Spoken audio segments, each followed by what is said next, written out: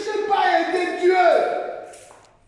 On nous corrige pas ce que Dieu a fait, bien-aimé. Car il est le seul qui fait des choses à la perfection. Jésus a vu les chemins que tu as. C'était de la perfection de la création pour toi. Mais aujourd'hui, tu viens de dire à ton Dieu qu'il a failli dans la création. Quelle honte! Ce n'est pas de l'abomination de la désolation. Quand tu dis à Jésus, Jésus, toi tu as donné les habits, tu nous as donné les habits. Pourquoi me donner des habits? Et tu as dit, je vais t'aider. Tu as aider Jésus. Tu verras une grande maman. Eh oh non, j'ai même honte de mettre comme ça. Une grande maman. Mais tu regardes, bien avec une petite jupe de petits enfants. Tu dis, mais dans cette petite jupe, on pourra même donner à cette petite fille, elle va entrer là-dedans. Mais toi, tu as forcé. Tu as forcé d'entrer là-bas. Pourquoi? Parce que tu veux apparaître. Le fait de dire une chose, l'enfer est réel, bien-aimé. Ce n'est pas de l'abomination de la désolation. Mais on voit Satan là. Quand on voit une grande maman promener à la rue avec un cola seulement. Ah! Mais oui, il y a des choses bien aimées quand tu les regardes. Oh mais bien, non. C'est tellement émotionnel. Tu regardes un cola. Ah! Mais c'est du bateau ça. Mais comment voulez-vous mettre un collant? Oh, mais c'est... Où est la moralité aujourd'hui? Ce n'est pas de l'abomination de la désolation. Ce n'est pas de l'apostasie ça. Parce que ce ne sont pas des enseignements que les apôtres ont enseignés. Quand nous parlons de l'apostasie, de cette déviation à la foi apostolique, les apôtres nous ont dit, femmes, je veux que les femmes vêtues d'une manière décente.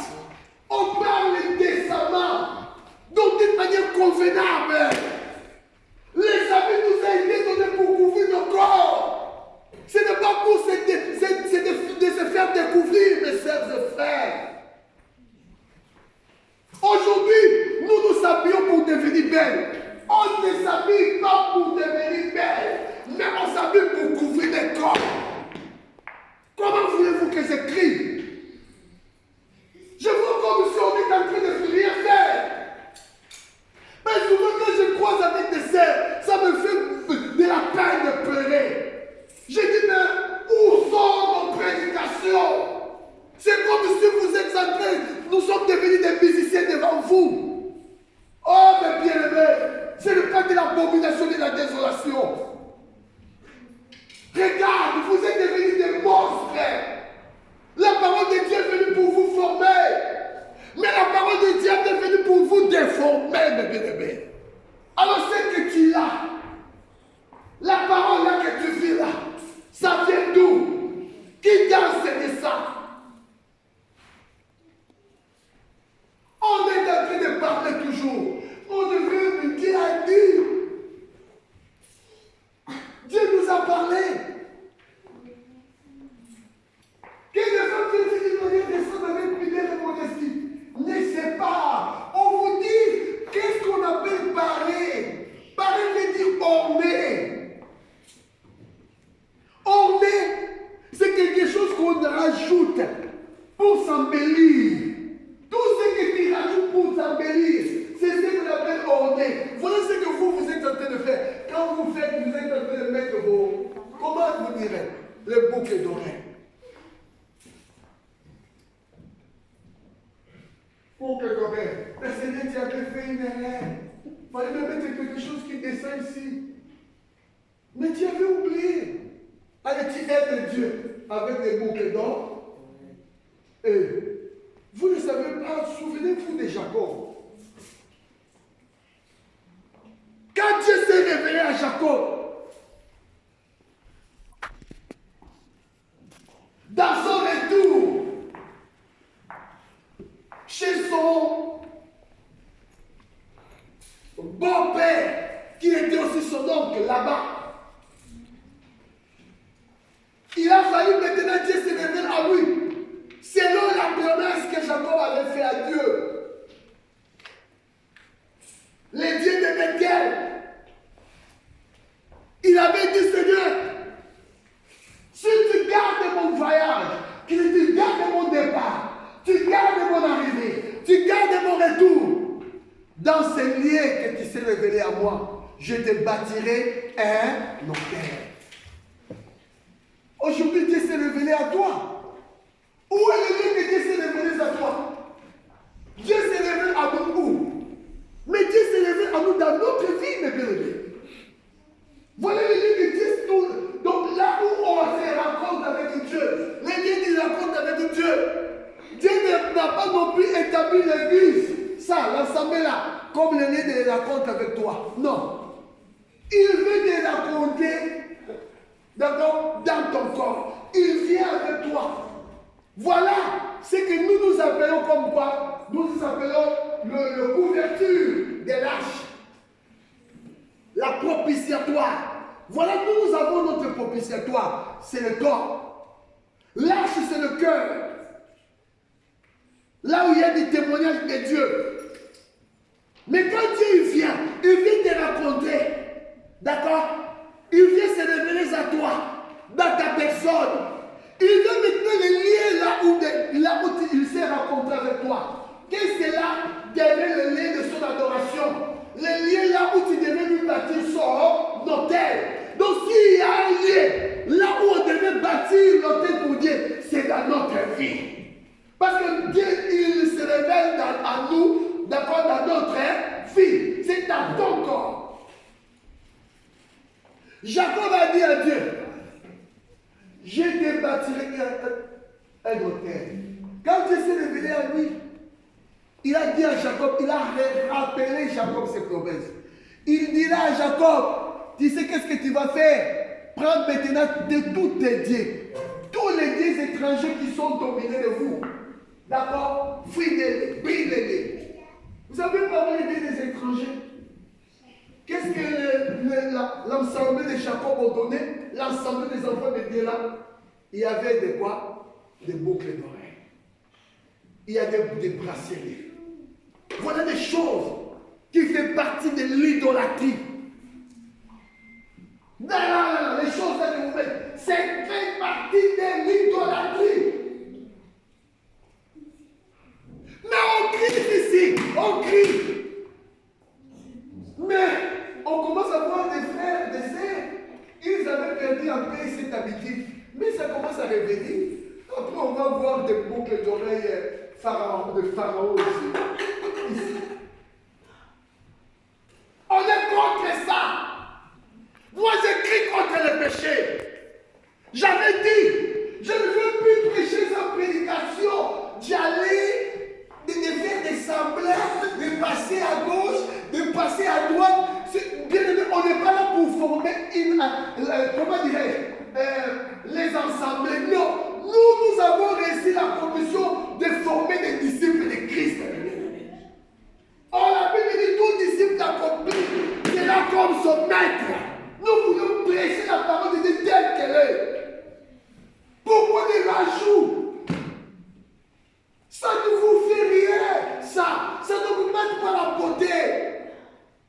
Tu vois comme si tu n'as pas mis cela, c'est comme si quelque chose qui te manque. C'est comme si ta beauté, on peut bien aimer. Ce n'est pas ça que vous appelez la beauté. Pourquoi vous n'écoutez rien? Pourquoi? Je me suis vu.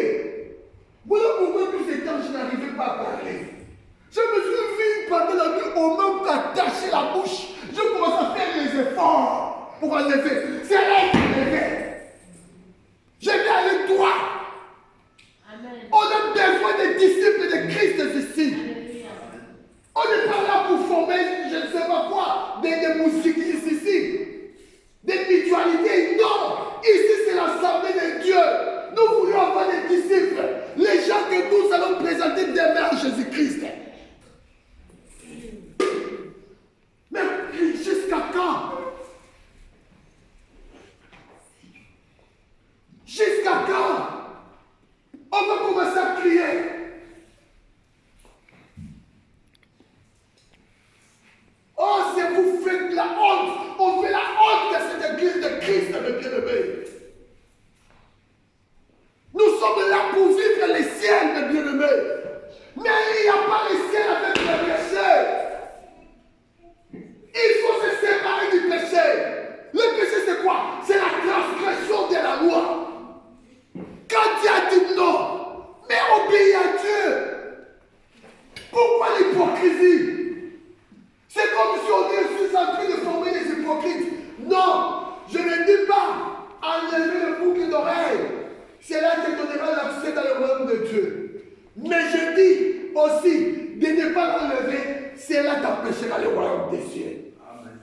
Est-ce que vous m'avez entendu?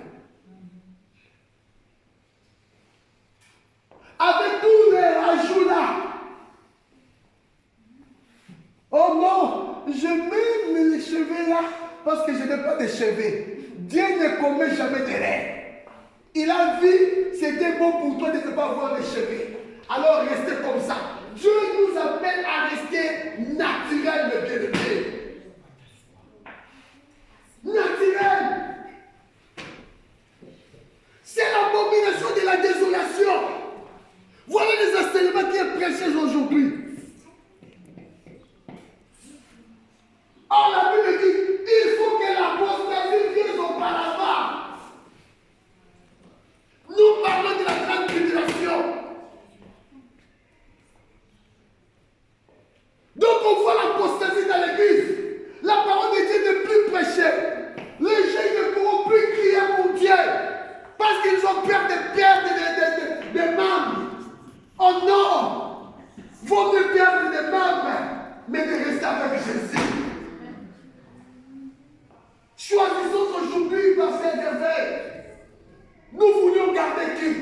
Ou les membres ou Jésus. Alors si Jésus, prêchons-nous la parole, regardons ce peuple en face. On va nous regarder maintenant en face. Parce qu'on a besoin des disciples. Voilà la mission qui nous a été confiée. Je vous appelle à la repentance. J'ai vite compris le pourquoi de tout cela. Le pourquoi de vos hypocrisies. J'ai vite compris le pourquoi de votre, ce que j'appelle du formalisme. Parce que Jésus est absent. Aujourd'hui, vous avez besoin de Jésus. Si Jésus est absent, vous serez toujours dans l'hypocrisie. Tu viendras ici, tu enlèves, tu ne mets pas de pantalon. Oh nous, on croit que la sœur, elle est en train de se conformer. La sœur a une belle langage. La sœur belle vient, il n'a plus de maquillage. On dit, oh, là on voit la vie de la parole. Mais quand on te croise la sœur avec le derrière, mais tu regardes les habits. Oh, je dis, mais on est où? C'est comme si je suis en enfer. Il y a des choses quand tu les regardes. Oh, mais non! C'est pas normal! C'est pas normal! En plus, vous n'êtes pas des chaînes. Surtout dans notre assemblée. Nous n'avons pas de chaînes, nous avons que des mamans ici. Des gens qui devaient être des modèles. Si vous, les mamans, vous avez du mal à mettre en pratique la parole de Dieu à cause de la modalité, à combien plus fort sera les chaînes?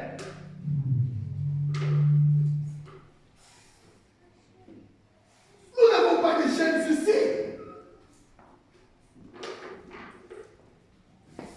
Vous voulez aller où? L'affaire est réelle, c'est une foi. Quand tu vis le péché, tu prends le chemin de l'enfer. L'abomination de la désolation.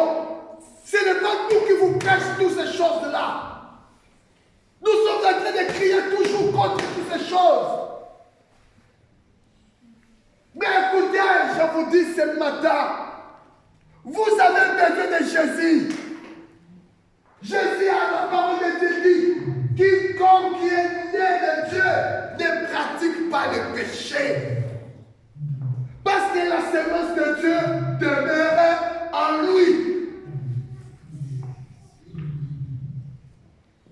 Quiconque qui est né de Dieu ne pratique pas le péché.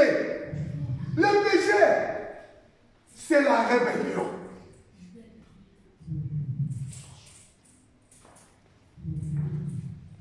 Vous aimez des choses inutiles. Inutiles, mais qui est péché? Pourquoi voulez-vous pécher contre l'Éternel votre Dieu? Pourquoi voulez-vous pécher contre Dieu? L'abomination de la désolation, la grande tribulation arrive, mes bien-aimés. Nous ne préparons pas ce peuple pour la grande tribulation, mais nous préparons ce peuple pour l'enlèvement. Alors si tu veux être enlevé avec le Seigneur, tu devrais abandonner les péchés, si tu veux être enlevé avec le Seigneur, tu devais croire ton Seigneur Jésus-Christ. Alors aujourd'hui, Dieu vous appelle à croire en lui. Si tu ne crois pas encore en Dieu, tu as encore des doutes, mes bien-aimés, tu vas vivre toujours dans l'hypocrisie. Les hypocrites n'hériteront pas le royaume des cieux. Voilà pourquoi vous avez des caractères bizarres. Vous avez des comportements bizarres. Jusqu'à présent, vous n'avez pas encore remis votre vie en Jésus. Il a même votre vie en Jésus. Il a besoin de vous.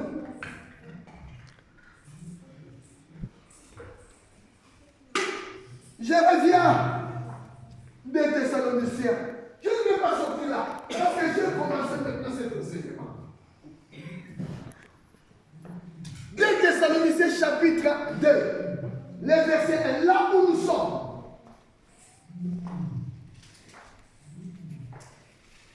Pour ce qui concerne l'avènement de notre Seigneur Jésus, on parle de l'avènement.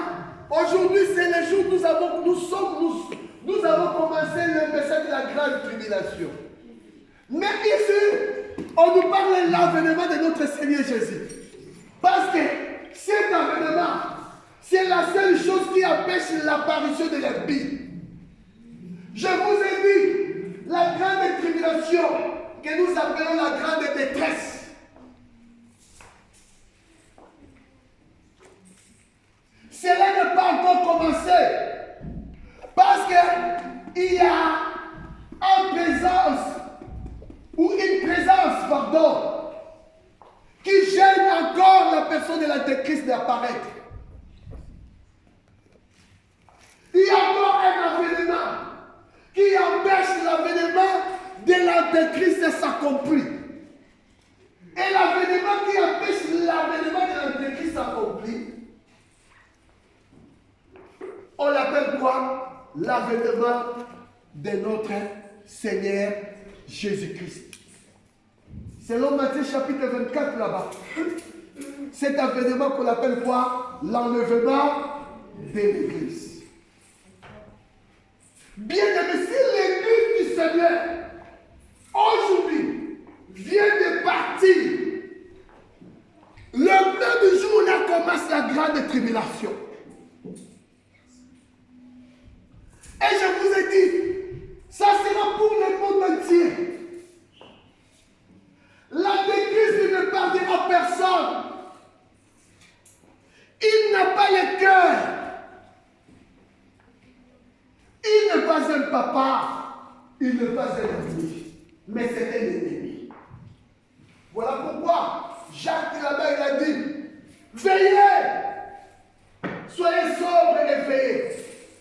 Parce que votre adversaire, le diable, il rôde comme un lion rugissant, cherchant qui dévorer. On parle du dévorement. Le diable est là pour dévorer. Il ne va pas pardonner pour dire que non, je comprends, lui il était un enfant de 2 ans. Le diable ne connaît pas non plus l'âge. Nous parlons de l'âge par rapport à ce corps-là. C'est Paris extérieur. Mais quand on arrive dans l'âme, là il n'y a plus d'âge. Raison pour laquelle tu verras un enfant, même s'il est dans le sein de sa mère, l'enfant n'est pas encore né. Mais s'il est maintenant,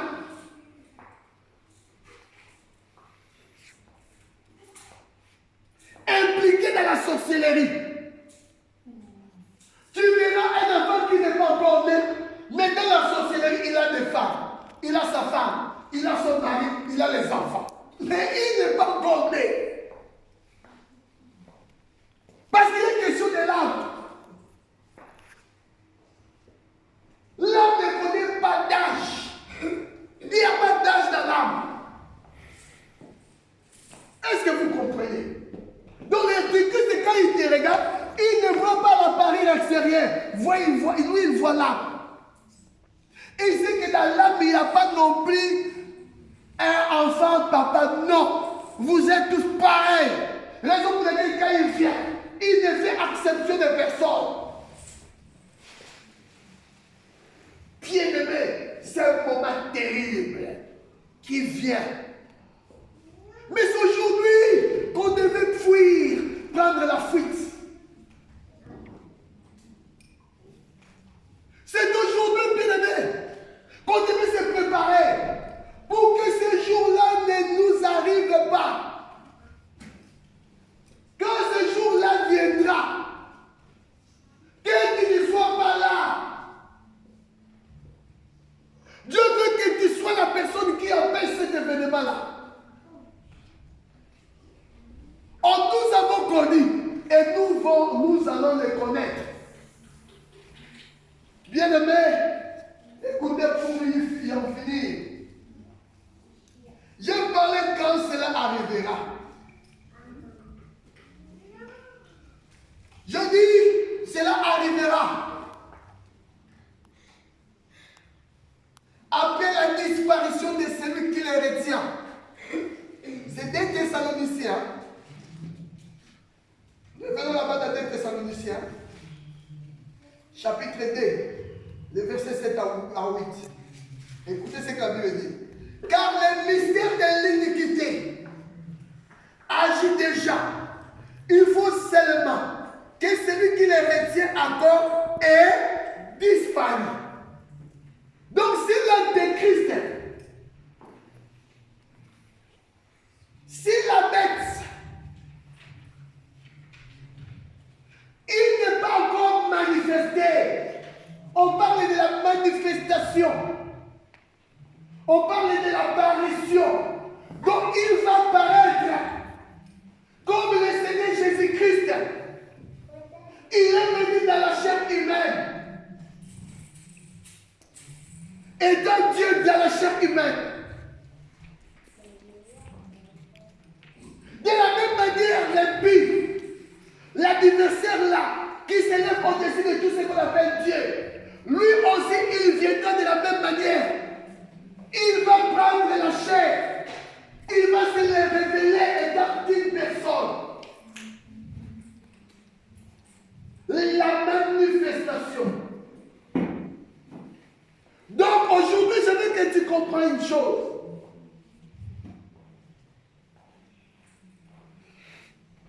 Quand on parle, l'adversaire qui s'élève au-dessus de tout ce qu'on appelle Dieu, ou de tout ce qu'on adore, la Bible dit quoi? Il va s'asseoir dans le temple de Dieu, se proclamant étant Dieu. Pour ce qui concerne la proclamation, il s'est déjà autoproclamé étant Dieu. Depuis que la papauté existe, c'était le temps de la proclamation. Pourquoi? Parce que la papauté, je vous ai dit, c'est un ministère de l'antéchrist. Parce qu'il n'est pas, il est assis sur son trône étant le vicaire des fils de Dieu. Donc à la place du fils de Dieu. Donc il s'est déjà autoproclamé. Mais la chose qui n'est pas encore accomplie, c'est l'apparition maintenant, la manifestation de l'impie. Alors pour ce qui concerne la manifestation, la Bible dit quoi? Il y a quelqu'un qui l'empêche. Car le mystère de l'iniquité agit déjà. Il faut seulement que celui qui les retient encore ait disparu. Donc il y a quelqu'un qui lui retient. La Bible dit pour le verset 8. Et alors paraîtra l'impie. Donc celui qui les retient, quand il sera disparu, c'est par là qu'alors l'impie fera quoi? Paraîtra. Oh, je vous ai dit, quand l'impie va apparaître, ça sera le moment de la grande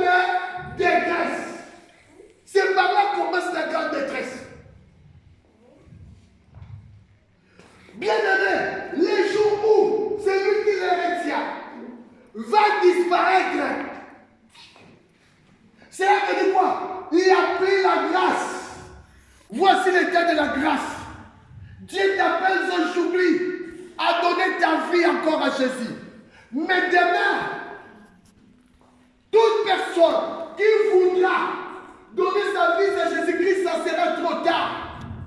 Vous le savez, aujourd'hui, c'est encore possible parce que le Saint-Esprit est là. Mais quand la personne, celui qui le retient, va disparaître, donc ça sera quoi? Ça sera le temps où le Saint-Esprit va rentrer, le retour du Saint-Esprit. Or, le Saint-Esprit, il n'habite pas des maisons construites, des maisons. Mais où habite le Saint-Esprit? Le Saint-Esprit habite en nous. Alors, là où le Saint-Esprit se trouve, les jours-là, quand ce jour-là arrivera, le Saint-Esprit va faire quoi? Il va prendre, c'est comme ici en fait. C'est ce que le Saint-Esprit veut faire. Il est venu faire ce que nous appelons le mariage. Beaucoup de hommes, beaucoup de gens aujourd'hui, nous courons derrière le mariage. Mais nous abandonnons le véritable mariage. Nous voulons se marier avec les hommes. Nous voulons se marier. Nous voulons le mariage charnel, mais nous ne voulons pas le mariage spirituel. Nous voulons marier avec les hommes, mais nous ne voulons pas marier avec Jésus.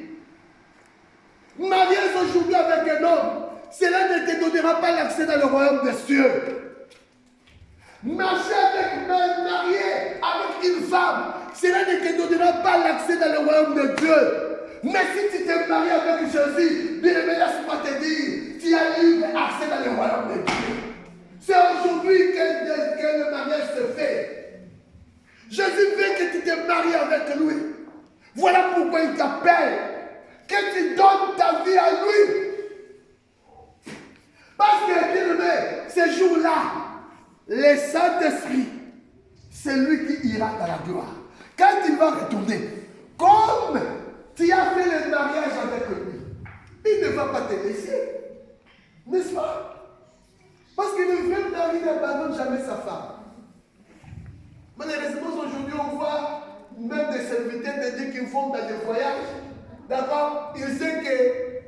Et regarde les phénomènes qui arrivent aujourd'hui. J'ai vu même chez nous là-bas au Congo. Il y a plein des hommes de Dieu. Ils ont envoyé leur femme ici à l'Europe. Mais lui, il est resté au Congo. Mais c'est de la divorce, c'est ça.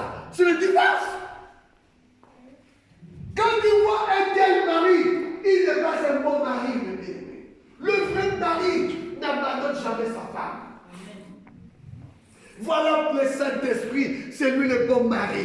Quand il va rentrer, il va nous tenir avec lui et nous irons avec lui dans la maison. Voilà pourquoi Jésus a dit, je prierai le Père. Et il vous donnera un autre consolateur qui va demeurer éternellement avec vous. Le Saint-Esprit ne t'abandonnera jamais. Mais ton mari t'abandonnera, ta femme t'abandonnera, mais Jésus-Christ ne t'abandonnera jamais. Voilà le véritable mari. Un mari qui ne déçoit jamais. Aujourd'hui, les gens, j'ai vu beaucoup de gens aujourd'hui dans notre pays, même ici en France, en train d'avoir des AVC à cause des déceptions. Il avait tant aimé son mari. Il attend l'amour de son mari. Mais bien aimé, il ne voit que le mépris. Et à cause de ça, il commence à voir des AVC. J'ai vu des hommes bien aimés. Il avait tant aimé sa femme. Mais à cause des déceptions, l'homme n'arrive plus à se saisir et il commence à voir des AVC. Mais Jésus-Christ, si tu t'es marié avec lui, tu n'auras jamais des AVC.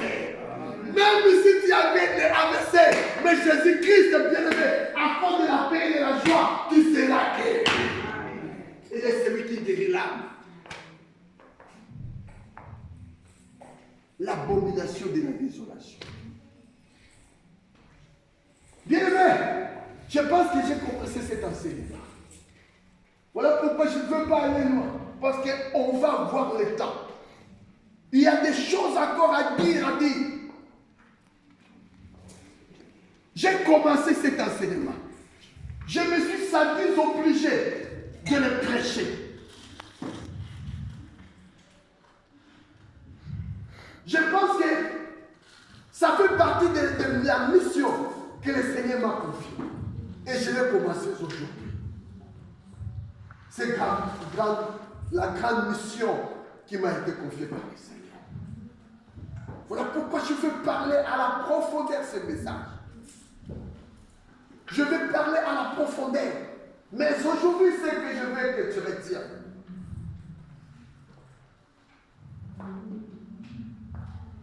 La grande tribulation arrive.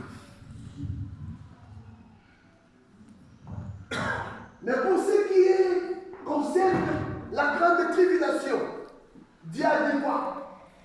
Il faut que l'apostasie vienne au pas.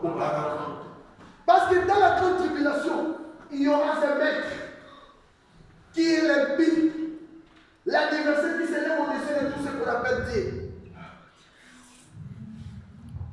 Bien-aimé, lui, il fera en sorte que le monde vive un temps de disgrâce, la dissolution. Il viendra pour détruire cette grâce qui nous a été confiée.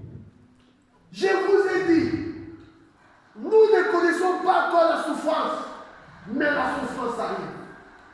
Tu pourras dire, oh, ce jour-là, quand cela viendra, moi je serai déjà mort. Mais si tu es mort aujourd'hui, tu n'as pas fui cela. Parce que la même souffrance qui nous attend pendant cette période-là, c'est la même souffrance qui se trouve dans le séjour des morts. Même si tu loupes ça, parce que tu es mort avant que cela arrive. Mais si tu n'as pas encore remis ta vie à Jésus-Christ, bien aimé, c'est la même souffrance que tu trouveras dans le séjour des morts. Les seul moyens de fuir cela, c'est de remettre ta vie en Jésus. Or, si tu remets ta vie en Jésus, la Bible dit, quiconque qui est né de Dieu ne pratique point le péché. Parce que la semence de Dieu demeure en lui. Et il ne peut pas non plus le vivre, le pratiquer. Parce qu'il est né de Dieu. Pose-toi la question. Est-ce que je vis l'apostasie? Ça pourrait être que tu es dans une église, là où on prêche la vérité. Mais toi-même, tu refuses la vérité. Ça veut dire quoi? Si tu es dans une église là où on vous prêche la vérité, si tu refuses la vérité, tu es en train de vivre l'apostasie. Donc, tu es en train de te préparer toi-même pour l'avènement de qui? De l'antéchrist, de l'impie. Mais nous n'attendons pas l'impie. L'église n'attend pas l'impie. Nous n'attendons pas la personne de l'antéchrist, mais nous attendons Jésus-Christ de bien-aimé. Jésus-Christ avait prédit qu'il allait revenir. Et le temps de sa venue est arrivé. Je vous annonce aujourd'hui, le temps de l'enlèvement de l'église est venu. Mais ce n'est pas tout le monde qui ira. Seulement ceux-là qui sont prêts. Seulement ceux-là qui sont nés de Dieu. Seulement ceux-là qui ont remis leur vie en Jésus. C'est seulement ceux-là qui sont habités par le Saint-Esprit. Quand tu es habité par le Saint-Esprit, bien-aimé, tu n'es plus dans l'apostasie. Parce que le Saint-Esprit, c'est un bon enseignant. Vous savez, le Saint-Esprit, quand il vient à toi, il t'enseigne un autre enseignement que personne d'autre ne pourra t'enseigner. Vous savez, moi, je vous enseigne aujourd'hui. Mais mon enseignement, c'est différent avec l'enseignement quand le Saint-Esprit vient à toi.